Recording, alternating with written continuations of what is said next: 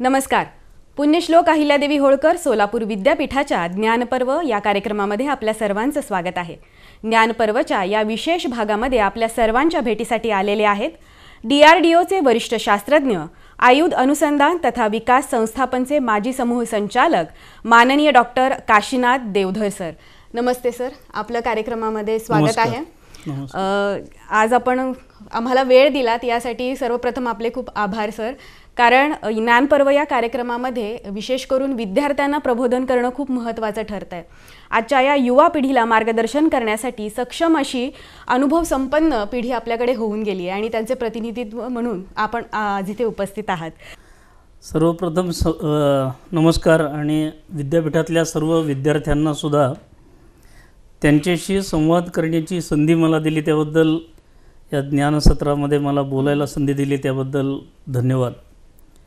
खरं म्हणलं तर हे कामच आहे की एका पिढीला मिळालेलं ज्ञान दुसऱ्या पिढीकडे देणं, आणि हे तुम्ही खूप चांगला आणि स्तुत्य उपक्रम करत आहात. त्याबद्दल विद्यापीठाचे, कुलगुरूंचे आणि सर्वांचे आभार, धन्यवाद. 40 वर्ष मी डिफेन्समध्ये काम केलं आणि ते डिफेन्समध्ये काम करत असताना जे अनुभव आले ते अनुभव विद्यार्थ्यांना कदाचित उपयोगी पडतील असं समजून मी काही अनुभव आपल्याशी आपल्या गप्पांमधनं सांगेन. नक्कीच सर.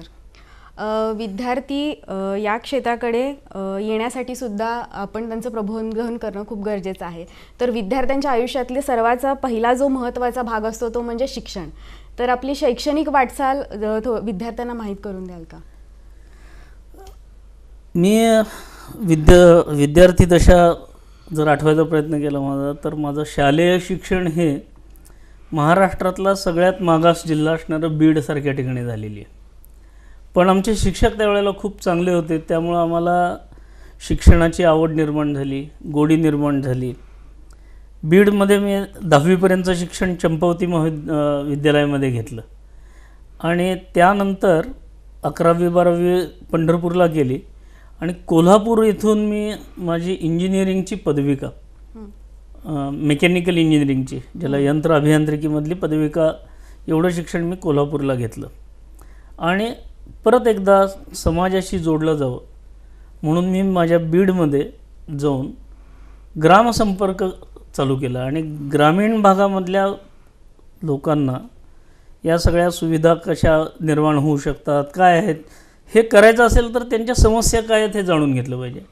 म्हणून मी सामान्यपणे 45 खेडेगावांमध्ये सातत्याने जात होतो आणि या 45 खेडेगावांमध्ये जात असताना तिथल्या सर्व प्रकारच्या लोकांना, ग्रामीण भागातल्या भेटत होतो, तिथले वेगवेगळे अनुभव घेत होतो आणि मग त्यांना काय गरज आहेत हे करून ग्राम विकासासाठी काहीतरी करावं असं माझ्या डोक्यात होतं.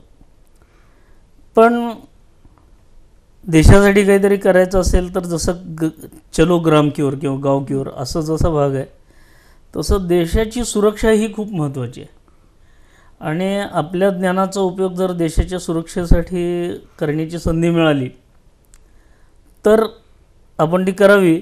म्हणून त्यावेळेला एक जाहिरात आली होती की भारताची तोफ बनवणार आहेत आणि तोफ बनवण्यासाठीचा जो गट आहे त्याच्यामध्ये असं एक सहाय्यकाची एक जागा आहे. मी त्याच्यामध्ये अप्रोच झालो, त्यांना ज्या गव्हर्मेंटचे जे नॉर्म्स असतात त्याप्रमाणे ॲप्लिकेशन दिलं, ॲप्लिकेशनमध्ये इंटरव्ह्यू झाला, पास झालो, त्यांनी अपॉइंटमेंट दिली मला आणि खऱ्या अर्थाने मी 1982 साली डिफेन्स या विषयाशी जोडलं गेलो आणि ते सातत्याने मग 40 वर्ष पुढं चालू राहिलं. खरं तर आयुध अनुसंधान किंवा डिफेन्स हा खूप आगळावेगळा विषय आहे. सर्वसामान्यांना या गोष्टीबद्दल फार कुतूहल असतं, किंबहुना जास्ती माहिती पण नसते. तर अशांसाठी तुम्ही काय सांगाल की आयुध संशोधन अनुसंधानाच्या संदर्भातलं जे काही आहे त्याविषयी मार्गदर्शन करावं? कसं आहे, आपल्या देश खूप मोठा आहे, म्हणजे 3200 किलोमीटर लांब, 2900 किलोमीटर रुंद असणारा, 32.8 लाख वर्ग किलोमीटर एवढा खंडप्राय असा देश आहे. त्याच्यावरती सध्याच्या वेळेला 140 कोटी जनता आपण राहतो. या सगळ्याची सुरक्षा ही करण्यासाठी भारत सरकारने जरी ही प्रत्येक नागरिकाची जबाबदारी असली, देशाची सुरक्षा ही एकाची दुसऱ्याची गोष्ट नाही, तर पूर्ण जे जे या देशाचे नागरिक आहेत त्या सगळ्यांची जबाबदारी आहे. परंतु व्यवस्था म्हणून भारत सरकारचे 2 मंत्रालय ह्याच्यात प्रामुख्याने काम करत होते. एक जो मंत्रालय आहे ते अंतर्गत सुरक्षा हा विषय बघतं, बॉर्डर सुरक्षा हा विषय बघतं, ते गृह मंत्रालयाकडे आहे. आणि बाह्य आक्रमणं जी होतात, मग ते जमिनीवरनं असेल, पाण्यातून असेल, हवेतून असेल, त्याचं रक्षण करण्यासाठी आपल्याकडं 3 दलं आहेत. आणि त्या 3 दलांच्याद्वारे देशावरती येणारी आक्रमणं थोपवणं, परतवणं किंवा गरज पडली तर आपण आक्रमण करणं, या तिन्ही गोष्टीने. आणि सायन्सच्या किंवा स्ट्रॅटेजिक सायन्सेसमध्ये असं म्हणतात की अटॅक इज बेस्ट डिफेन्स. म्हणजे डिफेन्स, सगळ्यात चांगला डिफेन्स काय आहे, तर हल्ला होण्याच्या आधीच आपण शत्रूला नेस्तनाबूत करायचं, हा एक स्ट्रॅटेजी आहे. त्यासाठी आपण एक ज्याला आपण सिद्ध असलं पाहिजे प्रत्येक बाबीमध्ये, हे करण्याची गरज असते. त्याच्यासाठी जमिनीचं रक्षण करण्यासाठी भूसेना आहे, पाण्यातल्यावरनं आक्रमणं म्हणजे समुद्री मार्गाचे जे आक्रमण होतील त्याच्यासाठी रक्षण करण्यासाठी नौसेना आहे, ज्याला आपण थर्ड डायमेन्शन म्हणतो हवाई आक्रमण. ह्या हवाई आक्रमणांपासून संरक्षण करण्यासाठी आपली वायुसेना आहे. अशा 3 सेनांना लागणारी शस्त्रास्त्र, कारण ही 3 सेना रक्षण करणार म्हणजे कशाच्या जीवावर रक्षण करणार, तर त्याच्याकडं असणाऱ्या साधनसंपत्तीवर, सामग्रीवरती, लष्करी साहित्यावरती. तर त्यांच्या हातामध्ये ज्याला कटिंग एज टेक्नॉलॉजीचे हत्यार असणं गरजेचं असतं. त्याच्यासाठी आपल्या देशामध्ये 60 वर्षापेक्षा जास्ती DRDOच्या अंतर्गत जवळजवळ 50पेक्षा जास्ती लॅब या वेगवेगळ्या विषयांवरती काम करत आहेत. DRDO म्हणजे defence research and development organisation. या ऑर्गनायझेशनच्या अंतर्गत देशातल्या या रक्षणासाठी लागणाऱ्या सामग्रीचा विकास करणं, आणि तो अद्ययावत असला पाहिजे आणि अत्याधुनिक असला पाहिजे. जगाच्या तुलनेत वरचढ ठरायचं असेल तर आपण तेवढी धारदार, म्हणजे एक काळ होता छत्रपती शिवाजी महाराजांच्या काळात आपण बघितलं तर तलवार हा विषय असायचा, म्हणजे त्यामुळं आपण भवानी तलवार, वाघनख, पण तो सगळा युक्ती बुद्धी बरोबर आणि शक्तीचा विषय होता. पण मॉडर्न टेक्नॉलॉजीमध्ये ही जी स्फोटकं जशी जशी शोधत गेले, जसे जसे मटेरियलमध्ये समाविष्ट असणारी रासायनिक ऊर्जेचा उपयोग करायला सुरुवात केली, तसतसे बॉम्बस्फोट घडवणं किंवा बॉम्ब तयार करणं, तोफा तयार करणं, बंदुका तयार करणं हे चालू झालं. आणि मग तो विकासाला काम झालं. तर योगायोगाने तोफ भारताची चांगली असावी म्हणून त्या गटामध्ये मी समाविष्ट झालो. आणि त्यामुळं आज वेगवेगळ्या प्रकारच्या तोफा, गन्स या मी हँडल केल्या, त्याच्यावरती काम केलं. आणि देशात जे काही मोजके गनमधली माहिती राखणार आहेत त्यापैकी एक झालो. आणि त्यामुळं गन एक्सपर्ट म्हणून काही जणांना माहिती आहे की या वेगवेगळ्या फील्डमध्ये काम केलेलं असं माझं योगदान राहिलेलं आहे. सर, आता तुम्ही शस्त्रास्त्रांचा उल्लेख केला. भारत शस्त्रास्त्राच्या संदर्भामध्ये आता आत्मनिर्भर होतोय, याविषयी आपलं मत काय? कसं आहे, कुठलाही देश हा आत्मनिर्भर असेल तर तो प्रगती करू शकतो.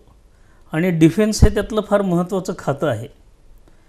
म्हणजे मी ज्या वेळेला त्या तोफांच्या गटामध्ये काम करायला सुरुवात झाली तर 1982ला मी सुरुवात केली. आणि 85-86च्या दरम्यान भारत सरकारने परदेशातनं आपल्या तोफा विकत घेतल्या बोफोर्सकडनं.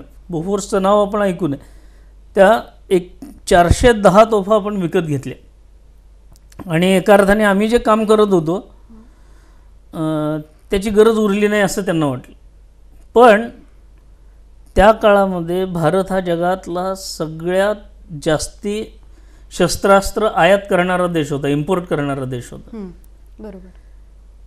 40 वर्ष आमच्यासारख्यांनी बऱ्याच जणांनी काम केलं, मी म्हणत नाही एकट्याने काम केलं, पण बऱ्याच जणांनी काम केलं. आणि आज मात्र भारताची अशी स्थिती आहे की 2 वर्षापूर्वी 19 नोव्हेंबर 2022ला भारताच्या एका कंपनीला बोफोर्सपेक्षा चांगल्या पद्धतीच्या अद्ययावत आणि अत्याधुनिक तोफा ज्या आहेत भारताने बनवलेल्या, त्याची $155.5 मिलियन ऑर्डर ही भारत फोर्ज लिमिटेड म्हणून जी कंपनी आहे त्याला मिळाली. आणि भारत हा आता नुसता इम्पोर्ट करणारा देश नाही तर एक्सपोर्ट करणाऱ्या देशांमध्ये एक झालेला आहे. आणि स्वाभाविकपणे आपण तो कारगिलच्या वेळेला अनुभवलं. पाकिस्तानने अघोषित युद्ध चालू केलं, भारतावरती आक्रमणं चालू केली. त्या काळामध्ये जवळजवळ 3 लाख तोफगोळे आपण सगळे मिळून बंबार्डिंग केले, वापरले. आणि खरं म्हटलं तर युद्ध हे काही ज्याला परवडणारी गोष्ट आहे किंवा हे असं नाही देशाच्यासाठी, पण सरसलामत तो पगडी पचास असं म्हटलं जातं. देश राहिला तर बाकीच्या गोष्टी टिकतील. त्यामुळं देशाच्या सुरक्षेला महत्त्व लक्षात देऊन त्यावेळेला आपण हे जी बोफोर्स गन आहे त्यांनी काम चांगलं केलं, पण त्याच्यातला तो तोफगोळा आहे तो तोफगोळा परदेशात आणत होतो. आणि त्या काळामध्ये त्या तोफगोळ्याची किंमत मी खरेकडे नाही पण अंदाज यावा म्हणून सांगतो की समजा 15,000 रुपयाला एक तोफगोळा होता, तर तो आपण प्रत्यक्ष 15,000 रुपयाचा तोफगोळा आधीच परदेशातनं जेव्हा आणतो त्यावेळेला आपण त्याच्या 5 पट किंमत देत होतो, 75,000 80,000 देत होतो. पण तोच तोफगोळा तुमची गरज आहे म्हणल्यानंतर, युद्ध चालू आहे म्हणल्यानंतर 1,50,000 1,60,000 एवढ्या किमतीला एक तोफगोळा आणला. आणि असे तोफगोळे आपण वापरले त्यावेळेला. म्हणजे भारताचे किती पैसे खर्च झाले युद्धामध्ये हे लक्षात येईल. त्यावेळेचे जे पंतप्रधान होते अटल बिहारी वाजपेयी, त्यांनी सांगितलं की हे सगळं स्वदेशी असतं तर कमी खर्चामध्ये आपण त्या युद्धाला जी किंमत मोजावी लागली आपल्याला ती करावी लागली असते. असाच एक प्रकार आपल्या सगळ्या सर्वच प्रकारची शस्त्रास्त्र आपण दसपट किमतीने घ्यावे लागतात परदेशातून आणली तर, असा अनुभव आहे आत्तापर्यंत. पण या 10 वर्षामध्ये आपण काय करतो आहोत की आपण स्वतःची तयार करतो आहे, त्यामुळं किमतीतही कमी आहे, टेक्नॉलॉजी पण आपली भारतीय आहे, विकसित झालेली आहे. आणि त्यामुळं या डिसेंबरमध्ये जो डिफेन्स ॲक्विजिशन काउन्सिलची मीटिंग झाली की ज्याचा हे रक्षामंत्री स्वतः त्याचे चेअरमन असतात, तर 2.23 लाख कोटी रुपयांची शस्त्रास्त्र खरेदी करण्याचे हे मंजूर प्रकल्प किंवा प्रस्ताव मंजूर केले. पण वैशिष्ट्य काय तर या क्षेत्रामध्ये 98% सहभाग हा स्वदेशी खरेदीचा असला पाहिजे असंही सांगितलं. म्हणजे एकीकडं 98% विदेशातनं आणत होतो, जुजबी किरकोळ काही गोष्टी आपण आपल्या देशात बनवत होतो, आता मात्र 98% आपण स्वतःचा हिस्सा करू शकतो. अगदी सगळ्यात चांगलं सांगायचं उदाहरण जे आपल्याला आत्ता माहीत आहे ते म्हणजे भारताने विमानवाहू युद्धनौका बनवली INS विक्रांत. 76% भाग त्यातला स्वदेशी आहे.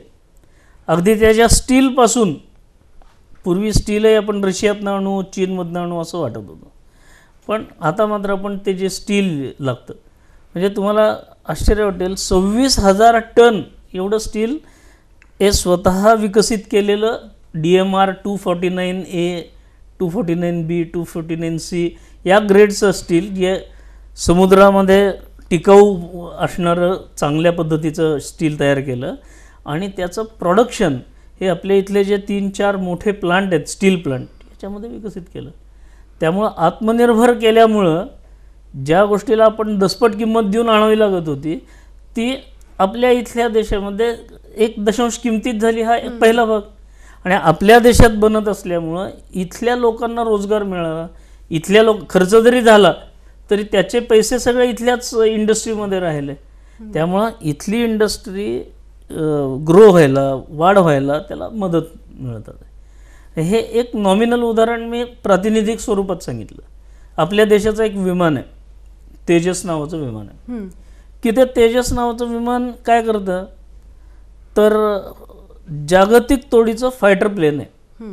म्हणजे त्याच्यापेक्षा वरच्या ग्रेडचं राफेलसारखं एखादं विमान सोडू आपण, पण हे कमी खर्चातलं विमान आपण तयार केलं.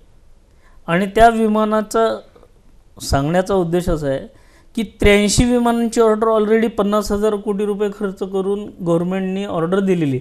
आणि बेंगलोरला जे HAL म्हणून आहे, हिंदुस्तान एरोनॉटिक्स लिमिटेड, हे ते बनवतात.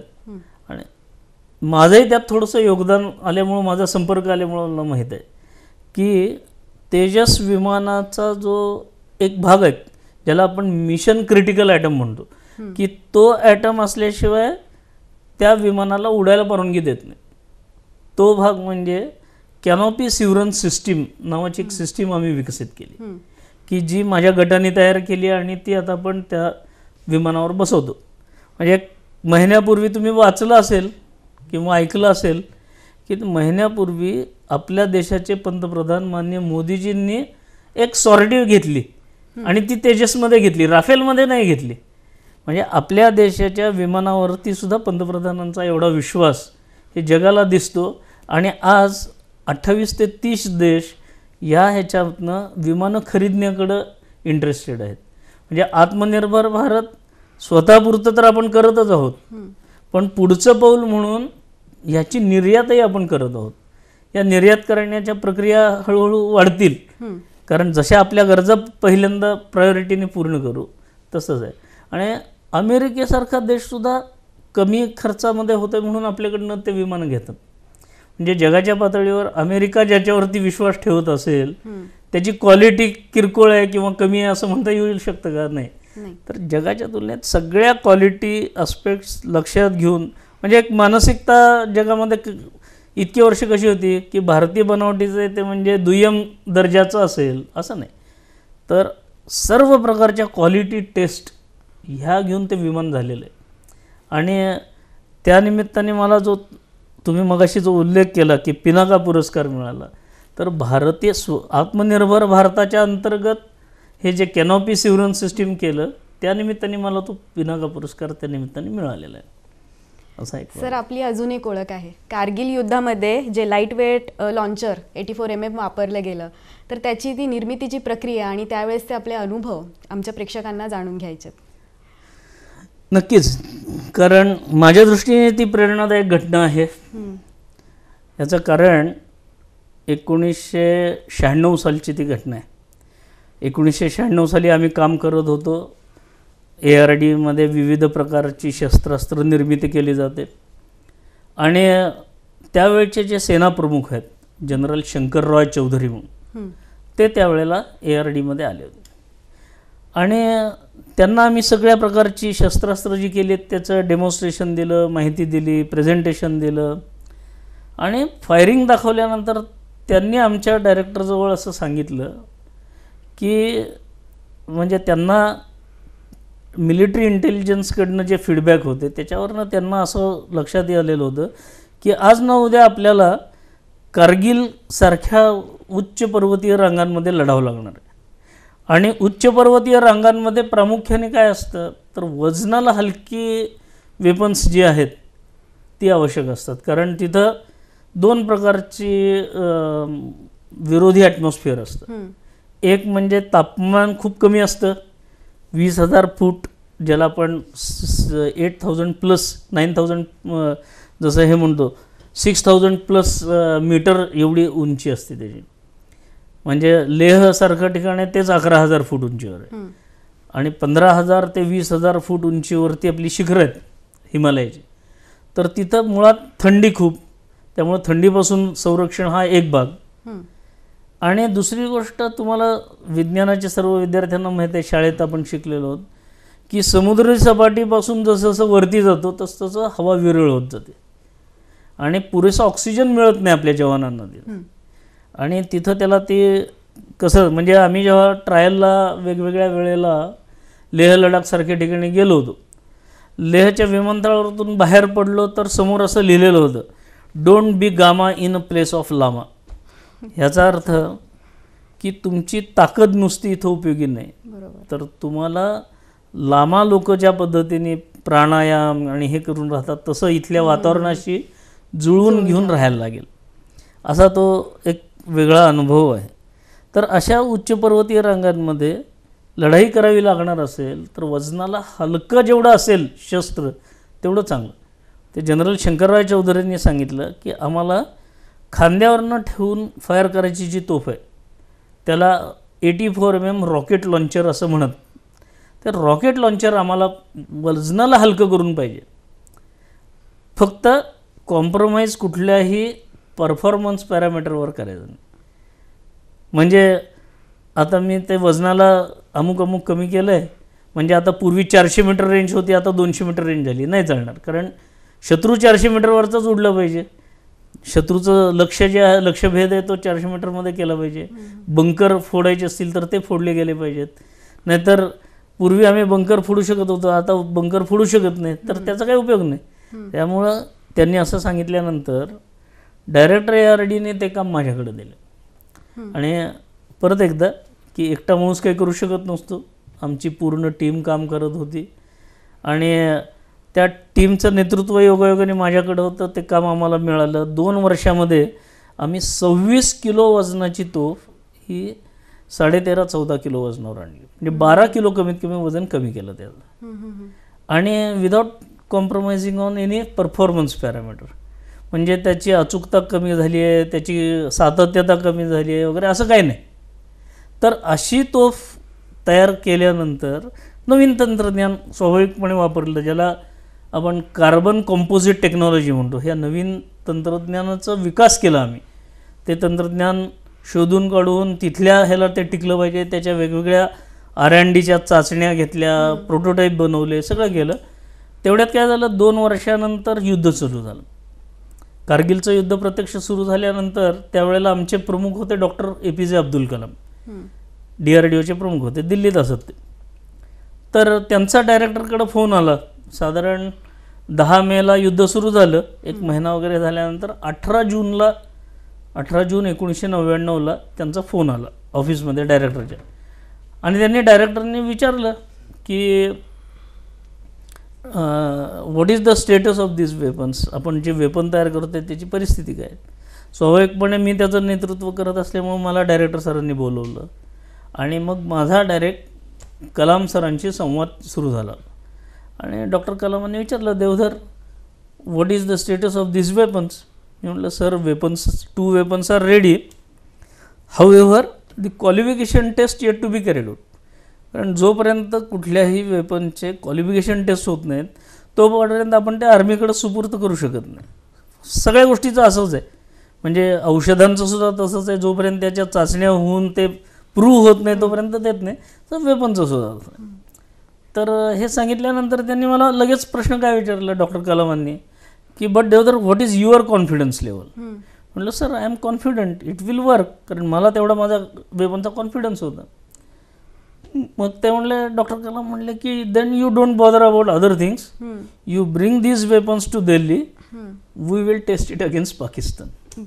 हा माझ्या दृष्टीने सुद्धा एक खूप मोठा प्रेरणादायी क्षण आहे. कारण एका छोट्या सायंटिस्टनी केलेली विश्वास, त्यांचा आत्मविश्वासावर डायरेक्ट कलामांनी सांगितलं की ठीक आहे आपण पाकिस्तानवरती ह्याची चाचणी घेऊ.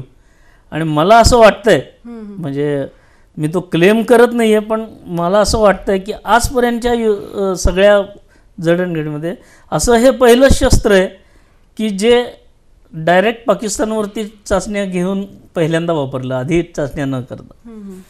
मग त्या चाचण्या झाल्या, आम्ही ते घेऊन गेलो, कारण तो एक लांब भाग आहे. पण डॉक्टर कलामांच्या आधी आमचे प्रमुख होते तिथं DRDO हेडक्वार्टरला, त्यांना दाखवलं, त्याच्यानंतर कलामांना दाखवलं. डॉक्टर कलामांनी ते सगळ्या गोष्टी बघितल्या, प्रश्न विचारले, सगळ्या गोष्टी केल्यानंतर मग मला पाठवलं जनरल VP मलिक म्हणून, त्यावेळेला चीफ ऑफ आर्मी स्टाफ झाले होते, म्हणजे सेनाध्यक्ष. जे जनरल शंकरराव चौधरी आले होते ARDमध्ये, त्यांचा टेन्युअर संपून नवीन आले होते. तर त्यांना फोन करून डॉक्टर कलामांनी माझ्या देखतच सांगितलं की sir this Poona boy has brought 2 weapons, why don't you test against Pakistan. असं एक सहज एक वाक्य त्यांनी सांगून दिलं. त्यांनी तिकडं रिस्पॉन्स खूप पॉझिटिव्ह दिला. येस सर सेंड हिम म्हणले. माझी त्या वेपनसकट माझी रवानगी जनरल साहेबांच्या ऑफिसमध्ये गेली. तिथं त्यांना ते प्रेझेंटेशन दिलं, डूज काय आहेत, डोंट्स काय आहेत, लिमिटेशन्स काय आहेत. कारण प्रत्येक वेपनला लिमिटेशन असतात, ते पण माहिती पाहिजेत आपल्याला की आपल्या शस्त्राची लिमिटेशन काय आहेत. आणि मग त्याचा वापर आपल्याला युद्धात करायला येणारा जो सैनिक आहे त्या सैनिकाला होऊ शकतो. तर अशा सगळ्या पार्श्वभूमीवर मी ज्या वेळेला ते घेऊन त्या चीफकडे गेलो तर त्यांचे ही वॉज हॅपी. त्यांनी मला सांगितलं की do one favour to me, please hand over these weapons to army commander. आणि आर्मी कमांडरला त्यांनी ऑर्डर दिली की we have to test it against Pakistan. This Poona officer has brought 2 weapons, let it get it.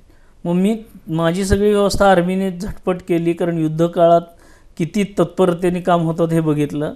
Airlift करून मला उधमपूरला नेण्यात आलं. Army commander आपले जे उत्तर कमांड आहेत तिथं बसतात, त्यांच्याकडे दिलं. जनरल HM खन्ना म्हणून होते, त्यांच्यासमोर प्रेझेंटेशन दिलं, वेपन दाखवली. मग ते म्हणले की ठीक आहे आम्ही ह्या वापरतो. आणि मग मी तिथनं परत आलो.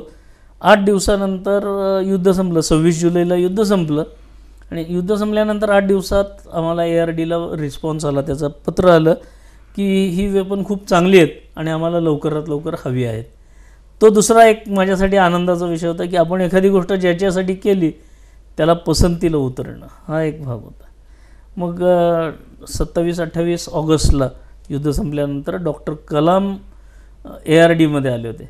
आणि सगळ्यांशी ते बोलत असताना माझ्याशी त्यांनी 1 to 1 ज्याला म्हणतो 30-40 मिनटं तरी किमान माझ्याशी बोलले. आणि एका अर्थाने या प्रोजेक्टचा पूर्ण रिव्ह्यू त्यांनी परत एकदा घेतला की काय आहे. आणि मग ते म्हटले आर्मीला जर हे पाहिजे तर लवकर बनवून दे. आणि वेल डन म्हणून त्यांनी पाठीवरती थाप मारली. माझ्या दृष्टीने ती गोष्ट ही मला अन्य मिळालेल्या पुरस्कारापेक्षा खूप मोठी आहे. म्हणजे तुम्ही जे सांगितलं की कलामांचा स्पर्श ज्याला म्हणू आपण, पाठीवरती हात मिळणं, मग प्रेरणा घेऊन मी मोठ्या प्रमाणावरती काम केले. ते 2 वेपनचे 5 वेपन तयार केले, नवीन आर्मीला ऑफर केले. आणि ज्या राहिलेल्या सगळ्या क्वालिफिकेशन टेस्ट होत्या त्या क्वालिफिकेशन टेस्ट करायला ऑफर केले. त्यांना ती माहिती दिली, त्याची हे झाली. महू म्हणून ठिकाण आहे MP जवळ, जिथं डॉक्टर बाबासाहेब आंबेडकरांचा जन्म झाला, असं हे झालं. तर तिथं आपलं एक मोठं युनिट आहे. तिथं इन्फंट्री स्कूल आहे. त्या इन्फंट्री स्कूलनी त्या हेमा रेंजमध्ये त्या फायरिंग ट्रायल्स ठेवल्या होत्या. आणि तिथले कर्नल होते. ट्रायल सुरू व्हायच्या अगोदर म्हणले की सगळं ओके छान फाईन वगैरे झालं. म्हणले येस वी वॉन्ट इट, आता तुम्ही दाखवा म्हणले फायर करून. आता मी सिव्हिलियन सायंटिस्ट आणि ते म्हणतात की तुम्ही फायर करून दाखवा. म्हणलं अरे you people day and night you are firing this type of weapons and I have no experience, no training, how I can fire?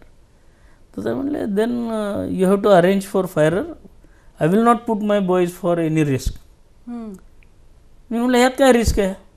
तर त्यांनी एक उदाहरण दिलं. म्हणजे अशाच पद्धतीचं परदेशी एक वेपन आम्ही घेत होतो, प्रोक्युअर करत होतो. त्यावेळेला एक ॲक्सिडेंट झाला आणि तो जो गोळा शत्रूच्या तिथं जाऊन फुटायचा तो खांद्यावरती त्या तोफेमध्येच फुटला ॲक्सिडेंट. आणि इतका भयानक होता तो की हे वेपन चालवायला 2 जणं लागतात. एक गनर असतो आणि एक लोडर असतो की जो ॲम्युनिशन लोड करतो. साईड बाय साईड दोघं उभे असतात. तर तो ॲक्सिडेंटमध्ये स्फोट असा झाला की त्या दोघांची मुंडकी अशी फुटबॉलप्रमाणे 100 मीटर उडून पडली. एवढा भयानक ॲक्सिडेंट. म्हणजे त्याने मला तो रिपोर्टच टाकला पुढं. त्या रिपोर्टमध्ये लिहिलं होतं the heads of 2 jawans were blown away by 100 metres. अशा पद्धतीचं त्यात वाक्य होतं. आणि इतकी भयानक असेल तर मी कुणाला सांगणार असं त्याचा प्रश्न होता. आणि मी कुणाला सांगू शकत नव्हतो कारण मला ती अथॉरिटी नव्हती. आणि मग आमची ट्रायल तिथंच संपली असती. मग त्यावेळेला मी विचार केला की अरे आपण ह्याची निर्मिती केली, आपण ह्याचे संशोधन केलं, डिझाईन केलं, सगळ्या ट्रायल्स केल्या. आपण जर कॉन्फिडन्स नाही दाखवलं तर जवान कसे कॉन्फिडन्स दाखवतील? आणि लहानपणापासून देशासाठी काहीतरी करायचं आहे तर म्हणलं जे जवानाचं होईल ते आपलं होईल. असं करून मी स्वतः 6 हाय एक्सप्लोजिव्ह राऊंड 50 सेकंदात फायर करून दाखवले. जी म्हणजे ज्याला वर्स्ट कंडिशन म्हणू आपण, ते वर्स्ट कंडिशनला ते टिकलं म्हणल्यानंतर स्वाभाविकपणे पुढच्या ट्रायल झाल्या आणि मग ते पुढं गेलं सगळं.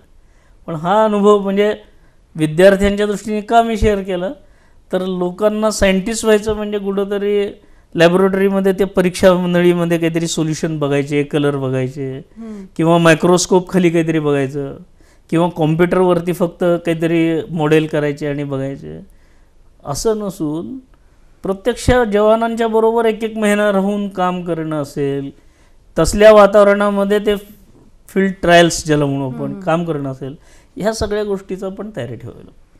अशा पद्धतीने काम केलं तर मग चांगल्या गोष्टी बाहेर येऊ शकतात, असा माझा अनुभव. तो जरा प्रेरणादायी असल्यामुळे मी आत्ता थोडा सविस्तर विषद केला. नाही, खरंच तुमच्या बोलण्यातनं आलं की देशाचे आपले जे सैनिक आहेत ते सीमेवरती ज्या पद्धतीने लढतात आहेत किंवा आपलं संरक्षण करतात आहे, याविषयी जनसामान्यामध्ये अजून थोड्या प्रमाणात जनजागृती होणं गरजेचं असं वाटतं मला.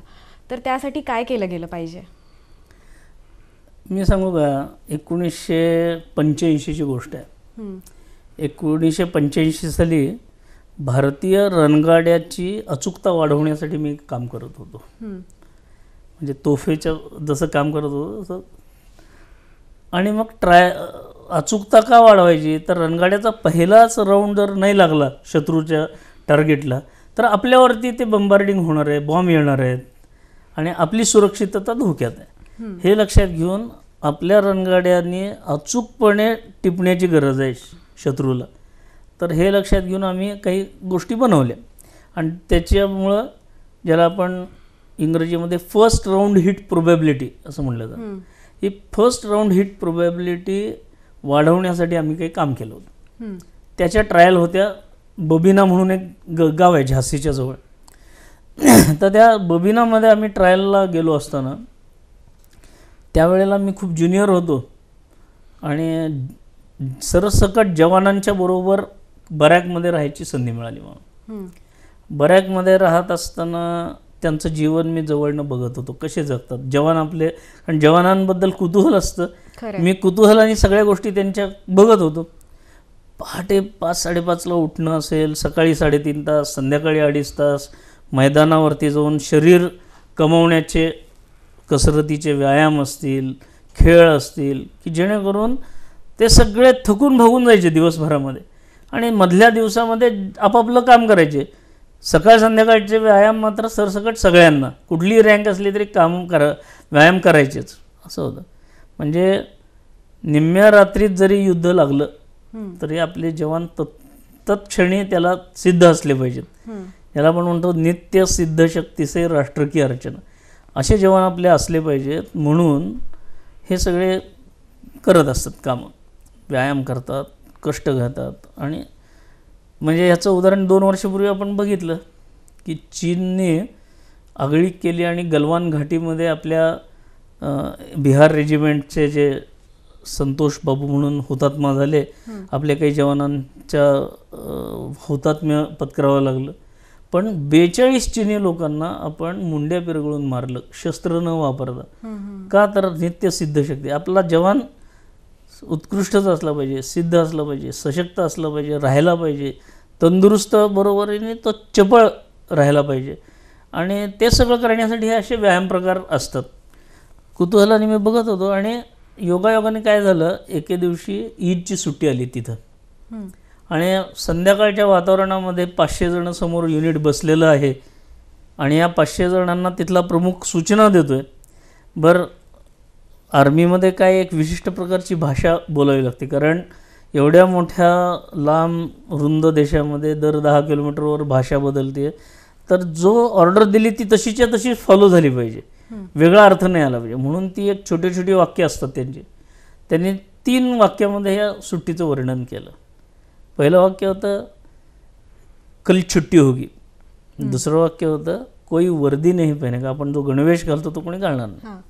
आणि मला मनावर इम्पॅक्ट पडणारं हे वाक्य असं आहे की ते तिसरं होतं की पहिलं वाक्य होतं कल छुट्टी होगी, कोई वर्दी नाही पहनेगा, लेकिन कारवाई पुरी होगी. पहाटे उठल्यापासून रात्री झोपेपर्यंत जेवढं काम आपल्याला नेमून दिलेलं आहे किंवा जे करतो आपण ते जसंच्या तसं करायचं. म्हणजे आर्मीच्या दृष्टीने सुट्टी म्हणजे काय, तर त्या दिवशी गणवेश घालायला सुट्टी, बाकी 24/7 जी कामं आहेत ती तशीच्या तशी झाली पाहिजेत.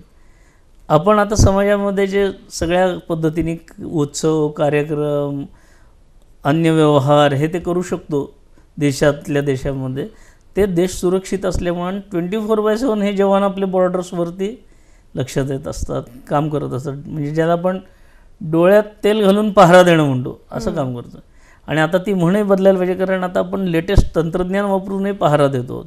म्हणजे नजर चुकूनही कुणी यायचा प्रयत्न केला तरी तंत्रज्ञानाच्या माध्यमातून आपण हे करत आहोत. तर अशा पद्धतीचे जवान ज्या वेळेला देशासाठी समर्पण करतात, प्राणाची सुद्धा बाजी लावतात किंवा विचार करत नाहीत, पर्वा न करता युद्ध करतात, अशांच्याकडनं प्रेरणा घेण्यासारखी गोष्ट आहे आपण. आणि त्याच्यासाठी म्हणून त्यांना ज्या ज्या गोष्टी सुविधा लागतील त्या आपण पुरवल्या पाहिजेत.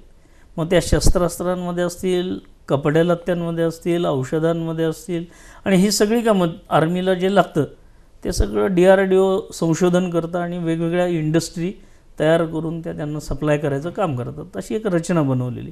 त्यामुळं आत्मनिर्भर भारताच्या ह्याच्यामध्ये कोविडच्या काळातही आपण बघितलं, त्या पद्धतीने आपण काम करावं. म्हणजे मग आपला देश सुरक्षित तर आपण सुरक्षित, हा लक्षात घेतलं पाहिजे. आणि हे सुरक्षित करण्यासाठी आताची शस्त्र काय आहेत, तर विज्ञान आणि तंत्रज्ञान हे आताचं शस्त्र आहे. तुमची शस्त्रास्त्र जुनी पुराणी असून चालत नाही. रोज त्याच्यामध्ये प्रगती होती, टेक्नॉलॉजीज बदलत आहेत. तर स्वदेशी तंत्रज्ञान विकसित करणं म्हणजे 1998 साली भारताने अणुस्फोट केले. त्यावेळेला सगळ्या जगाने आपल्यावरती बहिष्कार काढले. त्यावेळेला आपले डॉक्टर माशेलकर जे होते ते प्रमुख होते, DG CSIR होते. तर प्रश्न स्वाभाविकपणे आला की आता काय करायचं, सगळ्या जगाने जर आपल्यावर बहिष्कार टाकला आहे, तंत्रज्ञान देणार नाही, तर माशेलकर सर म्हणले की ठीक आहे, आपण ही आपत्ती न म्हणता इष्टापत्तीमध्ये रूपांतर करायला पाहिजे. आपल्याला जर जग देत नसेल तर आपण आपले निर्माण केले पाहिजेत. आणि म्हणून मग तेव्हापासून आपण स्वावलंबी भारत, सेल्फ रिलायंट भारत अशी मूव्हमेंट त्यावेळेला चालू केली. आणि कलामांनी तर आम्हाला पहिल्याच दिवशी सांगितलं की बाकी सगळ्या जगामध्ये काही होऊ दे, डिफेन्समध्ये कोणीही आपल्याला हे तंत्रज्ञान देत नसतं. आणि जे देतं ते त्यांचं वाया गेलेलं तंत्रज्ञान आपल्याकडं डंप करतात आणि मजबूत पैसा घेतात त्याच्यासाठी संरक्षणाच्या नावाखाली. आणि सिक्रेसीच्या नावाखाली कोणी कोणाला काही सांगत नाही. त्यामुळं डिफेन्समध्ये आपण आत्मनिर्भर झालं पाहिजे, स्वतःचं तंत्रज्ञान विकसित केलं पाहिजे. ह्याच्यावरती थ्रस्ट देऊन 1998 पासून आपण कामं केली. डॉक्टर कलामांना इस्रोकडनं DRDOकडं आणलं गेलं. म्हणजे डॉक्टर राजा रामण्ण असतील किंवा डॉक्टर MGK मेनन असतील, यांनी दूरदृष्टीने सांगितलं की भारताला स्वतःची क्षेपणास्त्र प्रणाली पाहिजे. कारण आताचं जे युद्ध आहे ते क्षेपणास्त्रांवरती आधारित युद्ध आहे. तर ते क्षेपणास्त्राचं तंत्रज्ञान आपल्याकडे काही नव्हतं. आपण सगळ्या गोष्टी परदेशावरती अवलंबून राहून, आणि मग त्यामुळं रशिया असेल, अमेरिका असेल किंवा अन्य देश असतील त्यांच्याकडनं आयात करत राहत होतो. आपले पैसे जायचे, त्यामुळं विकास व्हायचा नाही. 14 पासून काय झालं की आयात बंद झाली, स्वतःचा विकास स्वतःला व्हायला लागला. ते पैसे तिकडं जायच्याऐवजी इथं विकास करायला मिळायला लागले. आणि मग आता आपण स्वयंपूर्णतेकडं चाललो.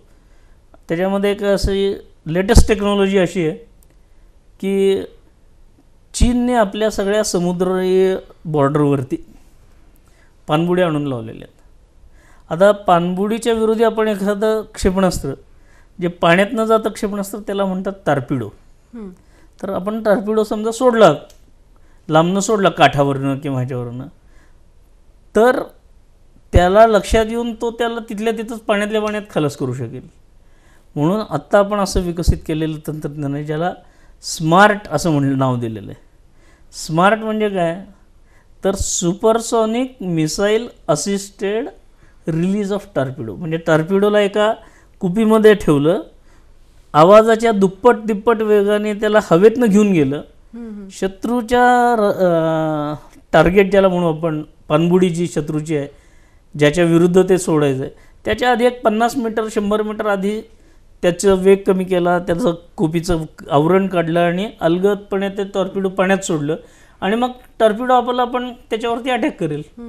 मग जरी शत्रूला कळलं तरी त्याच्याकडे एवढा वेळ नाही रिस्पॉन्स द्यायला की ते त्याच्यावर काम करेल. आणि अशासाठी ज्याला गेम चेंजर टेक्नॉलॉजी म्हणतो, अशी टेक्नॉलॉजी आत्ता पण विकसित केली. त्याच्या 2-3 ट्रायल झालेले आहेत, यशस्वी ट्रायल झालेले आहेत. आणि मोठ्या प्रमाणावर अशी वेगवेगळी शस्त्र, म्हणजे डॉक्टर कलामांनी एक पाया घातला, त्या पायाच्या आधारावरती आज आपण जगातल्या कुठल्याही पद्धतीचं क्षेपणास्त्र विकसित करू शकतो, अशी स्थितीत आहोत. ही क्षेपणास्त्राची जी नावं आहेत ही कशी ठरतात? कारण विशिष्ट स्वरूपाची ही नावं असतात. खूप चांगलं हे आहे. मनात बरेच जणांच्या असं येतं, आमच्याही मनात येत होतं की ही नावं कशी काय ठेवतात. काय झालं, डॉक्टर कलामांना ज्या वेळेला इस्रोकडून DRDOमध्ये आणलं आणि एक IGMDP नावाचा प्रोजेक्ट दिला, त्यांच्याकडं प्रोग्रॅम दिला. रादर एक प्रोजेक्ट नव्हता, तर 5 जागतिक स्तराचे मिसाईल तयार करायचे केवळ 5 वर्षामध्ये आणि 1500 कोटीचं बजेट सगळं मिळून. एवढ्या कमी खर्चामध्ये त्यांच्याकडं ते काम दिलं. आणि त्यावेळेला म्हणजे कसं, मिसाईल बघितलं तर 4 प्रकारची मिसाईल असतात. एक मिसाईल असतं त्याला सरफेस टू सरफेस मिसाईल म्हणतात. सरफेस म्हणजे फक्त जमीन असं नाही, पाण्याचा सरफेस किंवा सरफेस जमिनीचं.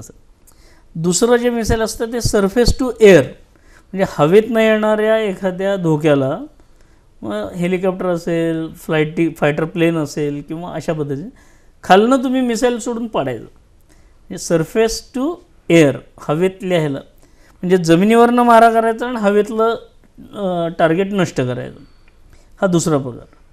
तिसरा प्रकार आहे तो म्हणजे हवेमधनं सोडायचं आणि ते सरफेसवरचं टार्गेट मारेल. म्हणजे आता विमानावरती लावलेलं क्षेपणास्त्र आहे, त्याने जायचं आणि शत्रूचा जो जमिनीवरचं ठिकाण आहे त्याच्यावरती हल्ला करायचा.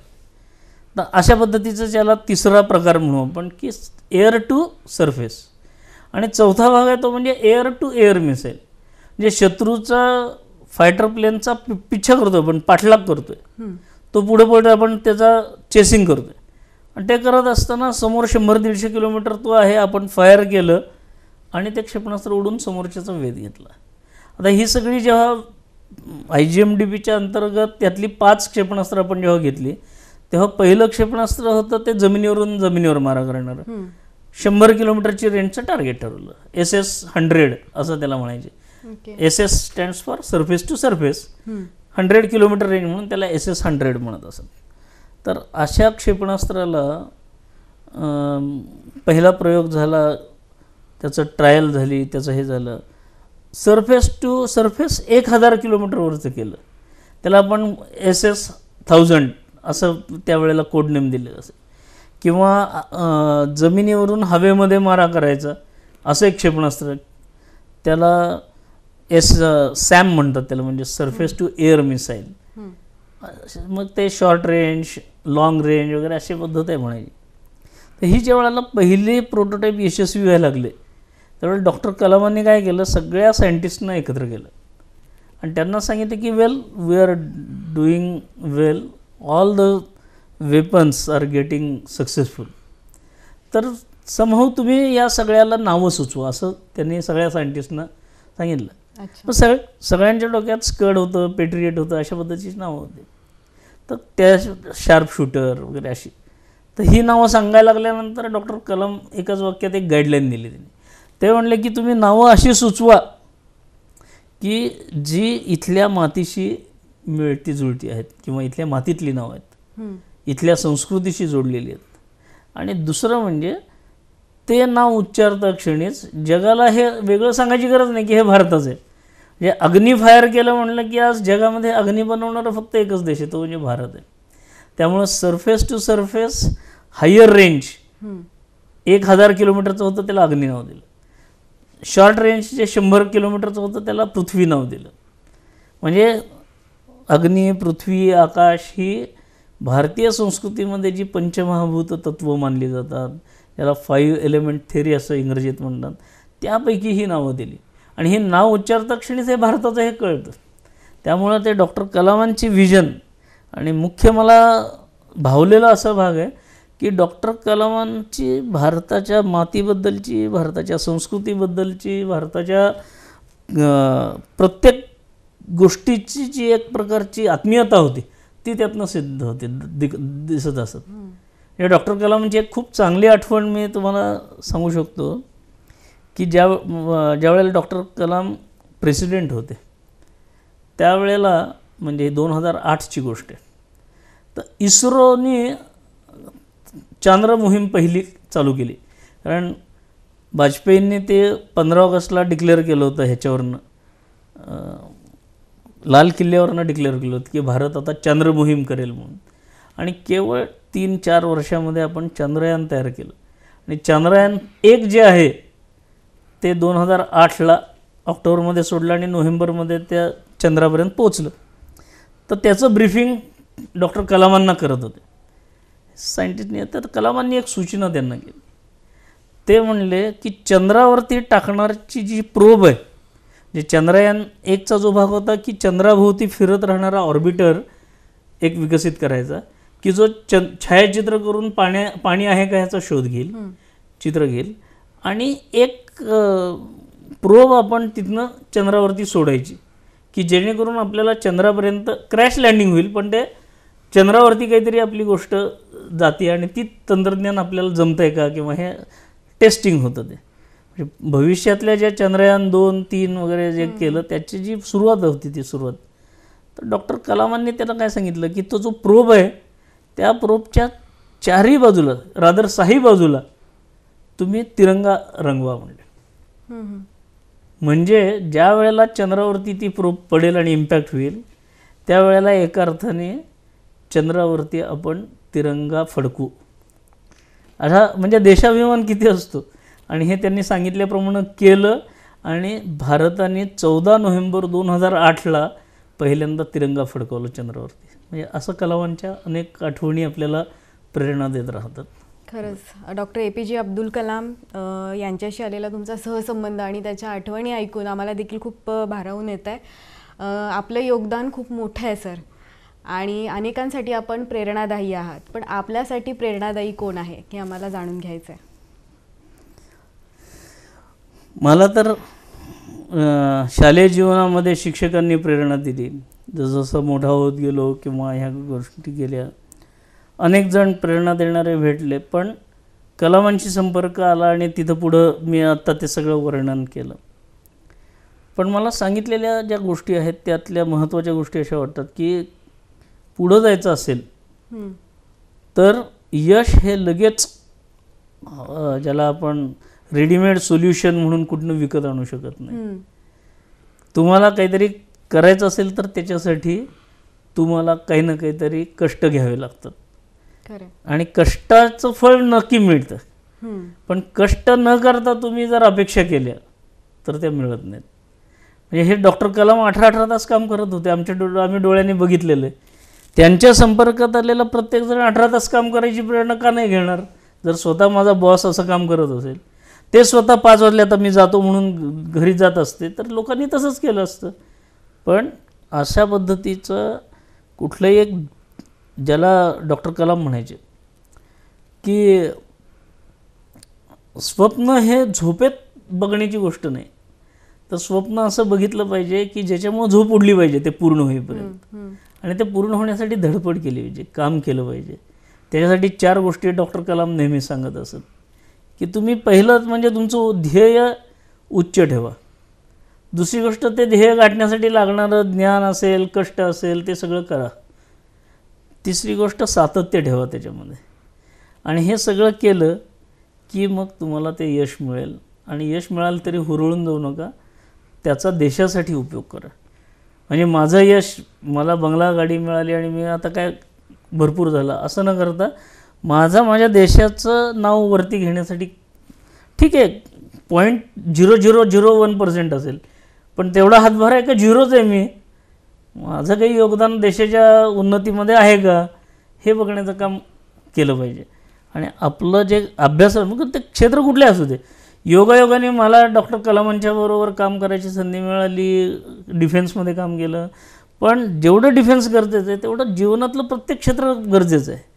आणि तरुणांना ज्या क्षेत्रात आपली आवड आहे त्याच क्षेत्रात सखोल संशोधन करण्याची वृत्ती जोपासली पाहिजे, कष्ट घेतलं पाहिजेत.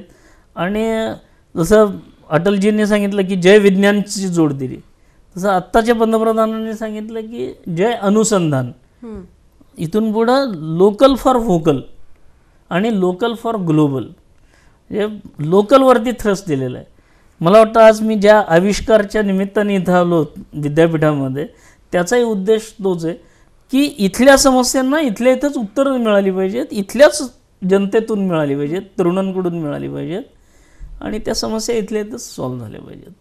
आणि लोकल फॉर व्होकल जसं आहे, व्होकल फॉर लोकल जसं आहे, तसं लोकल फॉर ग्लोबल पण आहे.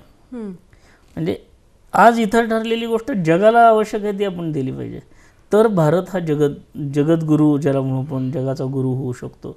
आणि ते काम काही अवघड नाही. म्हणजे एक त्याच्यासाठी विद्यार्थी दशा जी आहे ती विद्यार्थी दशा शेवटपर्यंत टिकवली पाहिजे आपण. विद्यार्थी दशा म्हणजे ज्ञान मिळवण्याची लालसा. विद्यार्थी म्हणजे काय, तर नुसते परीक्षा देत बसणं म्हणजे विद्यार्थी नाही, तर ज्ञान मिळवत राहिलं पाहिजे. म्हणजे त्याची एक छोटीशी आईन्स्टाईनच्या काळातली एक छोटीशी घटना आपल्याला सगळ्यांना माहीत आहे की हे आईन्स्टाईन हे वयाच्या 80व्या वर्षापर्यंत केम्ब्रिज युनिव्हर्सिटीमध्ये किंवा त्या विद्यापीठात काम करत असत डिपार्टमेंटला. एके दिवशी आईन्स्टाईन हे वयाच्या 80व्या वर्षी विद्यापीठातनं काम करून संध्याकाळी 5 नंतर आपल्या घरी चाललेले होते, रूमवर चाललेले होते. ते विद्यापीठाच्या गेटवरती बसस्टॉप होता आणि त्या बसस्टॉपवरती एक तरुण असा एवढं जाड फिजिक्सचं पुस्तक हातात धरून उभा होता. तर आईन्स्टाईन तर माहिती आहे फिजिक्समधले मास्टर माणूस, जगप्रसिद्ध शास्त्रज्ञ, बाकी सगळ्या गोष्टी माहिती आहेत, थेरी ऑफ रिलेटिव्हिटी माहिती आहे, E=mc² माहिती आहे, सगळ्या गोष्टी आहेत. आईन्स्टाईनला कोणी जाणत नाही असं नाही आहे जगात. तर असं आईन्स्टाईन त्यावेळेला त्या तरुणाकडे आकर्षित गेले की फिजिक्सचा कोण आहे बाबा तरुण एवढा, असं म्हणून आले. आणि त्यांनी त्या तरुणाला विचारलं, oh young man who are you. आता oh young man who are you म्हटल्यानंतर हा गडबडला थोडा आणि तो जरा उभा होता. तो म्हणला I am master of physics. नुकताच MSc झालेला होता, डिग्री घेतलेली असेल नुकतीच. I am master of physics म्हणला. ओके ओके म्हणून आईन्स्टाईन आपल्या मार्गाने पुढं चालायला लागले. या तरुणाच्या मनात विचार आला की अरे हा एखादा म्हातारा माणूस येतो काय आणि आपल्याला विचारतो काय, जातो काय, कोण असेल हा. हा पण मागामाग गेला आणि म्हणला oh old man who are you. असं त्यांच्या मागं गेल्यावर विचारलं. ते मागं वळून बघितलं, ते हू आर यू म्हटल्यानंतर ते म्हणले I am student of physics. म्हणजे 80व्या वर्षीसुद्धा आईन्स्टाईनसारखा माणूस म्हणतो आय एम स्टुडंट. ही स्टुडंट असण्याची जाणीव या सर्व विद्यार्थ्यांनी ठेवणं तरच आपलं भविष्य चांगलं आहे. सगळ्यांना शुभेच्छा. धन्यवाद. ज्ञानपर्व या विशेष कार्यक्रमामध्ये आज आपल्या समवेत माननीय डॉक्टर काशीनाथ देवधर सर होते आणि त्यांनी खरंच मुलाखतीतून अनेक मुद्दे आपल्यासमोर मांडले. त्याच्यामध्ये आयुध अनुसंधान असेल, देशभक्तीची भावना असेल, सैन्याचे या देशाच्या संरक्षणामधलं योगदान असेल. त्यांनी देवधर सरांनी जे आयुध अनुसंधानामध्ये त्यांचं जे सखोल कार्य होतं त्याच्यामध्ये त्यांच्या मागची जी प्रेरणा होती ती डॉक्टर APJ अब्दुल कलाम यांच्याशी आलेला त्यांचा सहसंबंध असेल, त्यांची एकंदरीत जडणघडण, त्यांचा अनुभव, या सर्वच गोष्टी आपल्या सर्वांसाठी प्रेरणादायी आहे. आणि शेवटी सरांनी जो संदेश सांगितला आहे तो महत्त्वाचा, म्हणजे आपण कायम आपल्या मनामध्ये ज्ञानाबद्दल लालसा असली पाहिजे, आपण कायम विद्यार्थी असलं पाहिजे. आजच्या कार्यक्रमाप्रसंगी सर आपण आलात, आपला अमूल्य असा वेळ आम्हाला दिलात. आपल्या या अमूल्य विचारांद्वारे अनेक विद्यार्थी इथून पुढे घडतील. धन्यवाद. धन्यवाद. नमस्कार.